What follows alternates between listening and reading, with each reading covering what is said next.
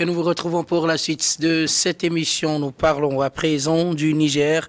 La CEDEAO fustige les menaces de poursuite contre Bazoum. La CEDEAO a condamné ce lundi la décision des militaires nigériens de poursuivre le président déchu Mohamed Bazoum pour haute trahison, la décrivant comme étant une provocation. Selon la CEDEAO, le président Bazoum reste le président démocratiquement élu du Niger, reconnu par l'organisation, et l'organisation demande donc la libération immédiate et son rétablissement dans ses fonctions. En parlant justement de Mohamed Bazoum, je voudrais bien commencer par vous, Mohamed Ibrahim Acha, je vous baptise Mohamed aujourd'hui. Alors, les putschistes avaient annoncé détenir des preuves pour poursuivre Mohamed Bazoum devant les institutions nationales et internationales pour trahison et atteinte à la sûreté interne et extérieure du Niger. La CEDEAO s'insurge contre cette décision. La CEDEAO n'est pas seule. Plusieurs pays aussi ont réagi. Les États-Unis également. Nous parlons plutôt de la CEDEAO. Pour ce qui concerne cette émission, votre regard sur cette réaction de la CEDEAO suite à l'annonce des militaires au pouvoir au Niger? Non, la CEDEAO est dans une démarche, disons, défensive. En ce sens que la CEDEAO appelle les putschistes à libérer Bazoum. La CEDEAO plutôt appelle les militaires au pouvoir au Niger de tout faire pour qu'il y ait retour à l'ordre constitutionnel. Donc, du moment où les discussions sont sur ce volet et que du côté de Niamey, les nouvelles autorités aussi ont fait savoir qu'elles aussi, elles sont prêtes pour aller dans le sens des discussions, du dialogue avec la CEDEAO et voir éventuellement comment on peut trouver une solution à la crise nigérienne et voir éventuellement comment aussi lever les sanctions et que subitement au lendemain où les gens semblent montrer de la volonté pour aller vers les dialogues, ils montent encore les enchères pour dire que bon, ils vont juger Bazoum. Ça doit surprendre la CEDEAO. Les chefs d'État sont surpris du fait que la tension soit montée encore d'un cran, puisque quand on dit on veut juger Bazoum, vous savez que quand on parle de trahison dans la constitution nigérienne, un chef d'État accusé de trahison, c'est la haute trahison. Oui. Et le code pénal, là-bas, dispose que quand vous êtes une autorité, que vous êtes en intelligence avec une puissance étrangère et que vous négociez avec cette puissance étrangère ou bien des puissances étrangères pour attenter à la sécurité de l'État nigérien, vous savez, quand c'est déclaré que effectivement les faits sont avérés, c'est la peine de mort. C'est la peine de mort. Ou on peut commencer aussi une procédure de destitution. C'est-à-dire que c'est toujours assorti d'une peine de mort parce que la condamnation, c'est ça. Donc, ce qui se passe, c'est que la CEDEAO a vite compris que du moment où M. Bazoum refuse, puisque c'est de son droit aussi, de signer sa démission, les nouvelles autorités du Niger sont en train de chercher d'autres moyens pour le contraindre à pouvoir aller vers cette démission. Parce que si on l'accuse de haute trahison, vous comprenez qu'on amène l'affaire au niveau du tribunal, si c'est avéré, puisque les nouvelles autorités disent détenir des informations. Parce que c'est vrai, nous savons que lorsque M. Bazoum a été écarté du pouvoir et qu'on l'a mis dans un endroit beaucoup plus secret, il avait son téléphone, il communiquait. Nous avons lu des tweets qui portaient ses empreintes, même si entre-temps on nous dit que ce n'est pas lui qui communiquait directement. Ce qui est sûr est qu'il a eu des gens au téléphone. Même l'ambassadrice du Niger à Paris a dit qu'elle a eu Bazoum au téléphone, alors que Bazoum était censé être entre les mains des putschistes. Donc ça voudrait dire que Bazoum communiquait. Donc si Bazoum communiquait, ça voudrait dire que les nouvelles autorités ont des éléments d'appréciation, des éléments qui prouvent que M. Bazoum a, à un moment donné, lorsqu'il était entre leurs mains, ou bien lorsqu'il est entre leurs mains, a pu communiquer avec certaines puissances, notamment pour demander à ce que ces puissances-là puissent venir agir ou bien le délivrer. Vous comprenez que tout ça, là, ça frise ce qu'on appelle la haute trahison. Et maintenant, est-ce que les nouvelles autorités ont vraiment la légitimité de le traduire en justice au Niger? La question qu'on va aborder tout à l'heure. Voilà. Avant d'y arriver, je voudrais avoir votre avis. Le CNSP dit détenir des preuves pour pouvoir poursuivre Bazoum, le président déchu Mohamed Bazoum, devant les juridictions nationales et internationales pour haute trahison, atteinte à la sûreté, donc à la sécurité du Niger, la sécurité interne et externe du Niger. Ce que la CEDEAO n'accepte pas. Votre réaction d'abord? Dans un premier temps, j'aimerais, comme je l'ai dit, c'est la première fois que je me prononce sur cette affaire. Oui, le coup d'État au Niger. Coup d'État au Niger. Dans un premier temps, il convient de condamner toute action de prise de pouvoir par la force, par les armes, parce que ce ne sont pas des moyens conventionnels pour accéder au pouvoir. Ouais. Il convient également de condamner l'attitude de la CEDEAO qui sait s'aborder. Parce que la CEDEAO, toute cette pagaille qui règne en Afrique de l'Ouest aujourd'hui, c'est l'échec de la CEDEAO, la démission de la CEDEAO, l'inconséquence de la CEDEAO. Et pourquoi? Sa prise de position dans les différents types de coups d'État qui secouent le continent. Vous savez, quand vous prenez la charte de l'Union africaine sur la bonne gouvernance, la définition qui est donnée au coup d'État, c'est notamment les tripatouillages constitutionnels pour arriver au pouvoir ou maintenir le pouvoir. Ce qu'on appelle coup d'État constitutionnel. Coup d'État constitutionnel, c'est notamment la caporalisation des institutions de la République pour se maintenir au pouvoir, ce qu'on appelle coup d'État institutionnel, comme ce qui s'est passé par exemple au Togo en 2005, où le président de l'Assemblée nationale a été empêché de rentrer au pays. Et quand vous comment dirais-je, vous manipulez les résultats des élections pour arriver ou garder le pouvoir, ça c'est coup d'État électoral. Et maintenant, il y a les coups d'État militaires qui arrivent. Et donc, quand on prend tout ça, il n'y a pas, la CEDEAO n'a pas à accepter certains coups d'État et combattre d'autres. Parce que, en Côte d'Ivoire, par exemple, si la CEDEAO, qui était déjà en discussion pour adopter le principe de la limitation des mandats dans son protocole additionnel, a accepté qu'Alassane Ouattara, qui brille de tout feu dans les prises de décision pour attaquer les autres pays, s'octroie un troisième mandat, c'est un coup d'État avalisé par la CEDEAO. Si au Togo, on a fait troisième mandat, on est en train de faire tranquillement quatrième mandat, et on pointe le nez, ou on voit le nez pointé d'un cinquième mandat, c'est l'inconséquence également de la CEDEAO. Qu'est-ce qui a été dit? Qu'est-ce que la CEDEAO fait par rapport à cela? Quand on organise des élections frauduleuses dans l'espace, qu'est-ce que la CEDEAO fait par rapport à cela? Donc ça, c'est la politique de 2 poids 2 mesures de la CEDEAO qui a poussé cette situation du Niger à ce stade.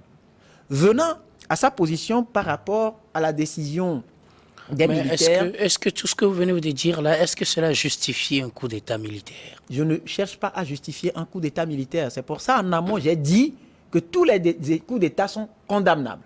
C'est pour ça aussi que je suis revenu sur la définition que l'Union africaine même donne de coup d'État, en donnant les différents types de coups d'État. Et personne ne saurait se réjouir du fait qu'un coup d'État soit perpétré dans un pays. La voie idoine pour arriver, c'est à partir des élections libres, démocratiques et transparentes, inclusives. La CEDEAO ferme sciemment les yeux sur le feuilleton qui se joue au Sénégal. Demain... Il n'y a pas coup d'État au Sénégal. Non, mais il faut la causalité. Tu sais, dans toutes les situations, la question n'est pas ce qui est en train d'arriver, même si on condamne cela, mais ce qui a amené la situation. C'est de cela qu'il s'agit. La CEDEAO ne va pas attendre qu'il y ait un coup d'État au Sénégal avant de jouer au sapeur-pompier. Parce que quand on voit les signes précurseurs de ces situations-là, on doit pouvoir intervenir pour les anéantir, régler le problème. Donc aujourd'hui, je pense aussi que le bras de fer engagé n'arrange ni Bazoum, ni les militaires, ni la CEDEAO, ni les autres chefs d'État qui s'agitent. Ça c'est clair.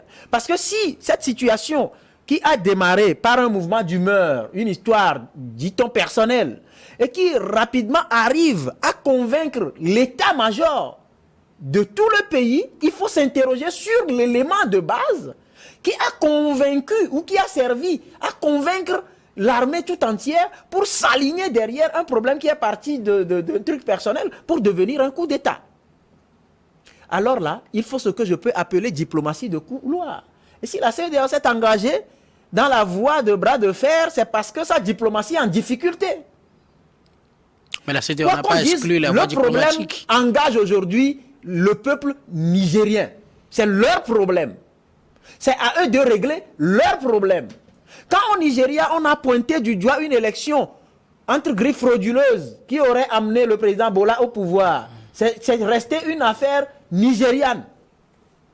Quand en France, on traduit Nicolas Sarkozy devant les tribunaux, c'est une affaire française. Quand aux États-Unis, on traduit Trump devant les tribunaux, c'est une affaire américaine. Si on veut aider les Nigériens à régler leurs problèmes, il faut aller aux négociations.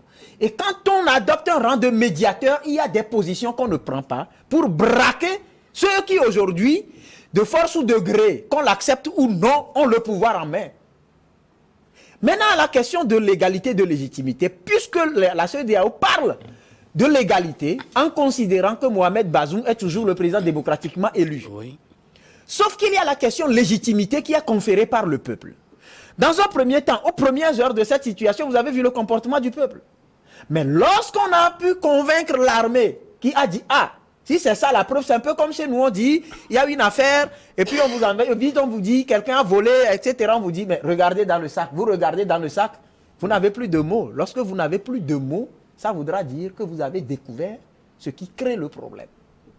D'accord? Et le peuple, et l'état-major, donc l'armée en général, qu'un groupuscule a pu convaincre, il y a lieu de se poser des questions. Il ne s'agit pas d'adhérer à l'idée de coup d'État, mais il s'agit plutôt maintenant d'intervenir pour régler un problème et faire de sorte que ça ne se reproduise plus. Parce qu'à l'étape actuelle, entre nous, on va rétablir Mohamed Bazoum pour être dirigé, pour être à la tête, chef suprême de quelle armée? L'armée qui l'a déposé? Non, pour être le chef suprême de quelle armée? L'armée qui l'a déposé? Combien de temps cela va durer? Ou bien on va envoyer la force spéciale entre griffes de la CEDEAO qui ne sait pas lutter contre les terroristes pour le protéger? Dans quel pays? Il est président, il va être le président de quel peuple? Le peuple nigérien qui manifeste? Non, je pense qu'il faut aujourd'hui s'asseoir tranquillement, reprendre les éléments un à un, les analyser et voir quelle approche de solution adopter pour ne pas embraser tout un pays. S'apprêter à attaquer un pays tout simplement parce qu'on veut rétablir un membre d'un syndicat? Il faut le pour et le contre, et je pèse bien mes mots, je condamne la prise de pouvoir par tout ce qui constitue voie de contorsion, voie tordue pour y arriver. Cela va pour les tripatouillages constitutionnels, cela va pour les coups d'État institutionnels, c'est-à-dire la caporalisation des institutions pour se maintenir au pouvoir, y compris l'armée. Cela va pour les tripatouillages électoraux, pour les fraudes électorales, d'accord, et les résultats préfabriqués qu'on nous sert à chaque élection. Et cela va aussi pour les coups d'État militaires, donc la prise du pouvoir par les militaires. Et les coups d'État militaires, il n'y a pas que lorsque les militaires prennent le pouvoir qu'on parlera de coups d'État militaire. Mais lorsqu'ils retournent leurs armes contre le peuple pour que quelqu'un, civil fût-il, s'asseye sur le fauteuil, c'est un coup d'État militaire aussi. Il faut qu'on ait le courage de le dire aux gens. Merci beaucoup, Rodrigue Aego. Adam Adjronou, votre réaction par rapport à la position de la CEDEAO qui fustige cette volonté du CNSP de traduire devant les juridictions compétentes Mohamed Bazoum accusé de trahison? Vous savez, moi, je dirais que la CEDEAO aujourd'hui est plutôt dans une position offensive. Pour la simple et bonne raison qu'aujourd'hui... Défensive ou offensive? Offensive pour la simple et bonne raison que lorsque vous prenez la position de la CEDEAO n'a jamais faibli jusqu'alors. Il veut coûte que coûte rétablir l'ordre constitutionnel. Mais c'est la manière pour y arriver qui cause problème. Au même moment, lorsque vous prenez les nouvelles autorités de Niamey, ils sont également dans une logique. Ils veulent mettre le curseur très très haut parce qu'ils savent qu'eux-mêmes aujourd'hui sont pour les négociations. Donc il faut mettre le curseur très haut et comme nous le savons, la plupart des négociations, voilà, on dit voilà nos points. Il faut diviser donc la poire en deux. Et donc voilà ce que nous lâchons. Nous lâchons donc cette tradition, nous lâchons tel. Mais il ne reviendra plus au pouvoir. Au même moment, lorsque... Pour vous, c'est juste stratégique? C'est stratégique, bien sûr. Ce n'est pas à prendre au mot, en tout cas. Non, c'est stratégique. Et bien évidemment, lorsque vous... Sauf que ça peut blesser. Vous verrez véritablement que c'est une stratégie mise en place. Et vous verrez dans les jours à venir, il y aura également d'autres stratégies qui vont sortir. Parce que la CEDEAO aujourd'hui a la latitude de pouvoir discuter, puisqu'on a mis un premier ministre en place, on a un gouvernement où nous avons des gens qui peuvent justifier telle ou telle chose vis-à-vis de la CEDEAO, etc.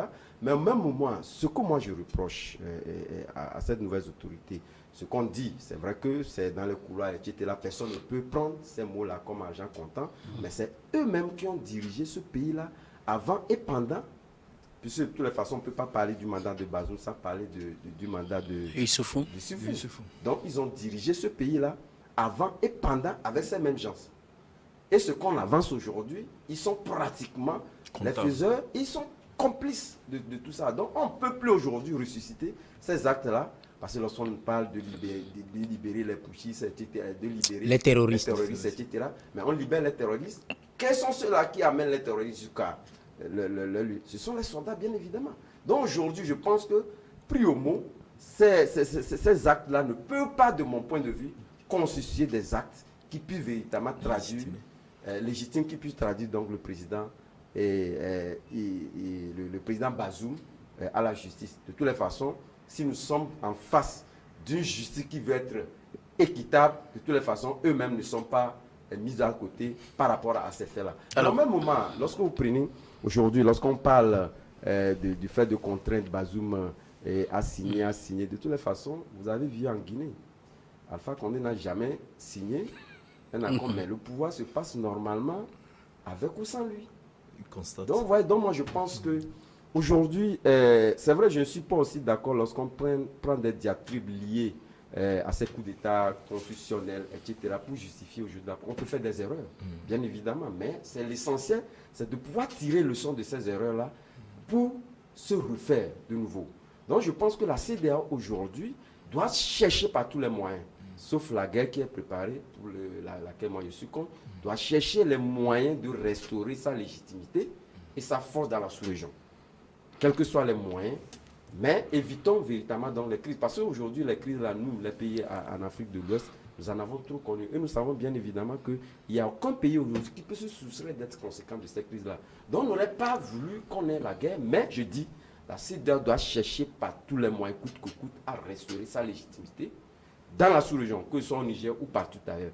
Mais au même moment, il ne faut pas être d'accord avec certains pays qui disent que voilà, bon, il faudrait quand même nous soutenons, notamment le Mali et le Burkina Faso soutiennent le Niger contre la guerre. Moi, je pense que tous ces pays-là doivent être solidaires à trouver l'issue consensuelle et diplomatique à cette crise-là. Donc, cette va-t-en-guerre-là, qu'elle soit exprimée par le Mali, le Burkina ou d'autres pays, que, disons, les nouvelles autorités, de toutes les façons, moi, je pense que la page Bazoum peut être tournée, mais il faudrait quand même qu'on trouve la voie légale pour diviser la poire en deux, faire en sorte que nous n'arrivons pas à cet extrémisme-là qui est aujourd'hui exprimé en ce qui concerne la guerre et qui est toujours dans l'agenda de la CEDEAO.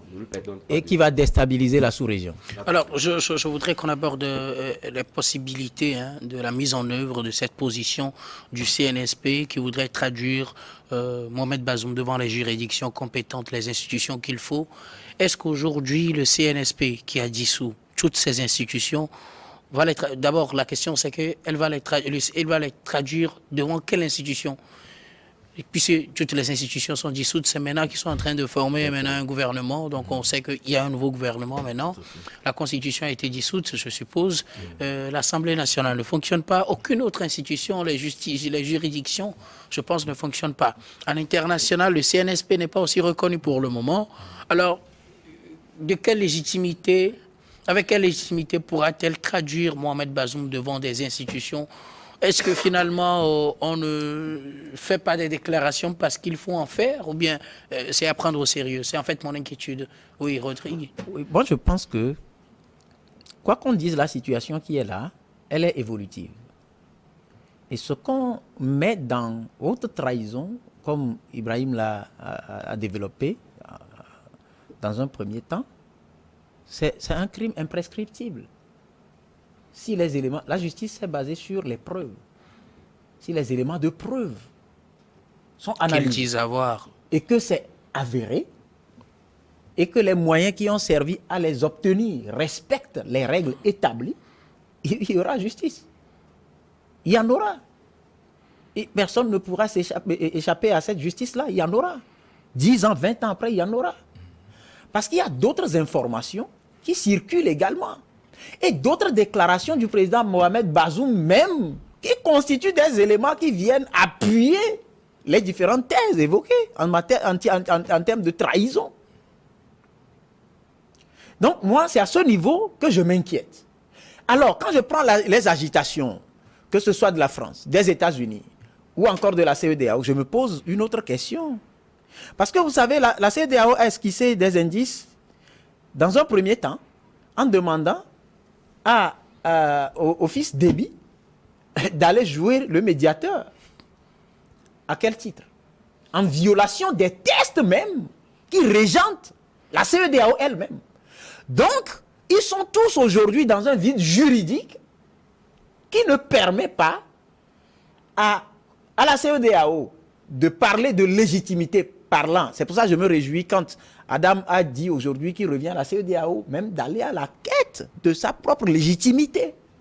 Parce qu'ils ont commis trop d'erreurs, ces chefs d'État, en restant obsédés par l'opération sauvetage de Mohamed Bazoum.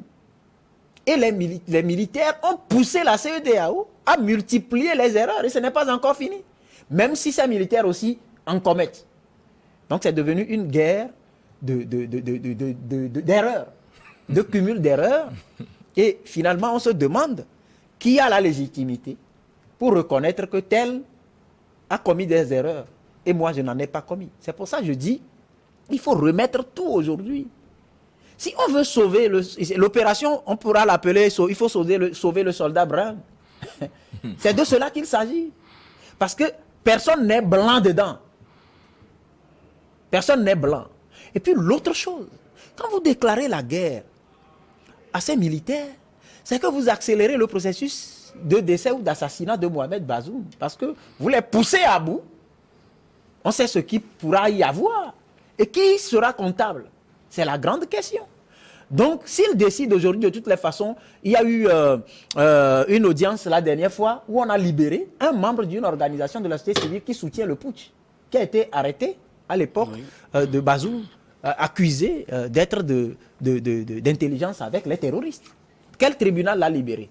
Ça voudra dire qu'il y a un tribunal qui est fonctionnel. Donc, moi, je pense que aujourd'hui, pousser à bout les militaires, c'est sur un terrain très glissant, extrêmement glissant. Et ça va déstabiliser la sous-région. Oui. Parce qu'aujourd'hui, il n'y a que quelques pays qui ne sont pas encore, je dirais, qui ne s'affirment pas, mais qui cachent leurs réelles intentions et qui n'ont pas non plus envie que quelque chose de tel se passe au Niger. C'est très important. Merci. La CEDEAO doit savoir jouer ses cartes. Merci beaucoup. Rodrigue, Adam, un dernier mot sur ce sujet. Oui, vous savez, c'est vrai, lorsque vous arrivez nouvellement au pouvoir, c'est vrai, ils l'ont dit que les institutions sont dissoutes, etc. Mais au même moment, n'oubliez pas également qu'au regard de la communauté internationale, nous sommes vis-à-vis d'un pouvoir de fait. Ouais. Lorsqu'on parle de pouvoir de fait, de toutes les façons, on peut activer toutes ces institutions-là qui ont été, par le passé, disons, dissoutes pour réellement donc résoudre un problème. C'est de ça qu'il s'agit en réalité. Donc, avec ces nouvelles autorités, ou ces putschistes comme les uns et les autres veulent bien les appeler, peuvent activer toute institution à tout moment. Et surtout lorsque ils sont en face, ils sont, disons, oui, Ils sont dos au mur. Voilà, donc ils résolvent tel problème. Okay. Mais à un moment, lorsque nous parlons de comment l'appelle-t-on, nous parlons donc de négociation, tous les moyens sont bons. L'essentiel qu'on trouve, il y a des crises qu'on crée pour résoudre des crises. Donc j'estime que la venue, le premier acte critiqué par beaucoup concernant donc le président tchadien, n'oubliez pas que le Tchad partage des frontières et des réalités avec le Niger. Ils étaient dans le G5 Sahel, ils partagent beaucoup de choses et je pense que cette stratégie de peur de pouvoir donc c'était une erreur. Comment il a fait pour arriver au pouvoir? Comment il a fait? Parce que quand vous prenez quelqu'un qui a pris les armes pour arriver au pouvoir, pour aller demander à l'autre qui est aussi arrivé par le même moyen, lui dire qu'il a tort. Est-ce que c'est politique qu'il a tort? Je pense que c'est pour négocier une issue favorable à tout le monde. On ne doit pas toujours faire référence aux erreurs du passé pour justifier les C'est crises récent. actuelles. C'est récent. Non, c'est récent, mais de toute façon, C'est récent. On va pas le faire ce problème, débat, on va pas faire ce débat, puisque le temps est contre nous. Laissons voulais- Adam terminer. S'il vous plaît, Adam, Non, vous terminez, je me dis puis... tous les moyens sont bons, mais au même moment, ne soyons pas focalisés sur ces erreurs-là que la CEDEAO a commises par le passé pour justifier les crises que nous connaissons actuellement. Il faudrait quand même que nous puissions quand même passer et trouver les moyens qu'il faut pour résoudre la crise actuelle, que de pouvoir faire des références, de remonter l'histoire. Merci beaucoup, Ibrahim. un Moi, dernier mot. j'estime que les nouvelles autorités au Niger peuvent activer à tout moment Les institutions. parce que c'est un décret qui a été pris pour mettre sous éteigneur ces institutions et à tout moment aussi. La preuve, ils ont dit sous le gouvernement, mais ils ont reconstitué. Un nouveau gouvernement. Et même pour la justice, tout ça, l'appareil de l'État est là. marche. Donc à tout moment, ils peuvent réactiver ça. Il suffit de prendre encore une autre disposition. Je pense que ça va aller. Ça fait en Guinée. Quand il y a eu le putsch, on a mis sous éteignoir les institutions. Et un beau matin, on a dit, bon, la Constitution est réhabilitée, l'Assemblée nationale est réhabilitée. Bon, la République a commencé, ça marche. Donc c'est ce qui va se passer au Niger. Et ça, nous sommes coutumiers de ces faits. Donc ça ne pose aucun problème. Ils vont retrouver leur légitimité et activer les mécanismes nécessaires pour juger Bazoum. Parce qu'aujourd'hui, quand on parle de haute trahison, c'est qu'il y a des preuves qu'ils détiennent. Ils disent avoir en tout cas des preuves. ouais. Non, ils disent qu'ils ont des preuves. Et quand vous prenez le code pénal nigérien, c'est bien dit quand vous êtes en intelligence avec une puissance étrangère. Et c'est bien connu par rapport aux tweets de M. Bazoum, par rapport aux informations qui sont sorties de la bouche de certains de ces ministres qui étaient en exil. Oui. Ils ont eu Bazoum au téléphone et ils ont dit, des gens même ont dit que Bazoum est en train de parler avec des chefs d'État étrangers, notamment des chefs d'État de France, des États-Unis, et ils sont en train de voir dans quelle mesure la situation va se Il y en a même qui rétablir. ont demandé même dans Les gens même- de Bazoum qui ont demandé même qu'on peut donc inviter la France à frapper. À frapper, oui. Il y a eu même des notes Oui, bien sûr, que tout à fait. les autorités, les nouvelles autorités ont eu à produire, à montrer que voilà, il y a eu des gens proches de Bazoum qui ont signé des notes autorisant la France à venir. Ce que la France a démenti, bien Ah bon, sûr. oui, bah, Ouais. et ils ont démenti, mais il y a des notes qui ont été prises. Merci, Même s'ils n'ont pas été merci servies. beaucoup. Donc pour, L'autorité la plus je vais chuter, je vais dire, la CEDEAO doit revoir sincèrement sa copie, voir éventuellement comment prévenir les crises et non venir résoudre les crises. Parce que cet aspect-là, je pense que c'est ce que la CEDEAO est en train de faire actuellement. Il y a eu un putsch au Mali, c'est après le constat du putsch qu'ils sont allés là-bas pour négocier.